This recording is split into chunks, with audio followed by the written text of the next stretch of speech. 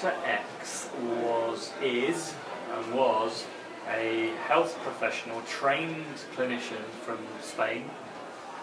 He's in his early 40s, and he noticed that if you, as a health professional who is an expert in harm reduction for drugs users, that they were going online. And he thought, well, if the drugs users are going online to talk and to buy their products, I need to go online as well. So he went there and started offering his services, and he basically went onto the Silk Road and said, I'm a health professional. Do you have any questions about drugs use? Ask me.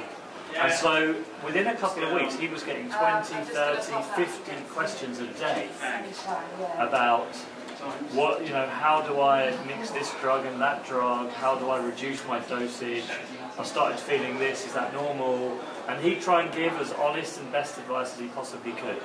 And he wasn't paid for this, but people were invited to donate Bitcoin donations if they were happy. So he was making, I think he was making 300 or 400 euros a week giving this advice to people. He understood that there was a gap, and he understood that it was a new way for him as a health professional to do his job.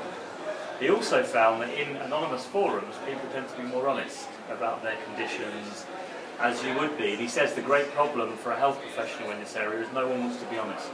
You give them anonymity and they'll tell you the truth.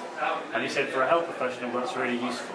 It's the same as for him operating offline. When he's in his surgery, if someone comes in and says, I don't want to tell you who I am, I don't want to stop taking drugs, give me some advice. As a doctor, he would do that. So it's a new place for him to do his work. I think he just finds it to be even more convenient. Of course, he says, if I've got the patient in front of me, I can give a better diagnosis, so it's not perfect. The problem was that he was not telling people to stop taking drugs, and he was going into a site which was essentially a vast criminal organisation and making money from people who were buying, sometimes selling drugs as well, because he didn't know who the donations were coming from. They may have been coming from some of the dealers, and some of the money was probably coming from Dread Pirate Roberts, who ran the whole site. So he was taking money from an arch criminal. Dread Pirate Roberts, when he was running the Silk Road, was making $10,000 a day.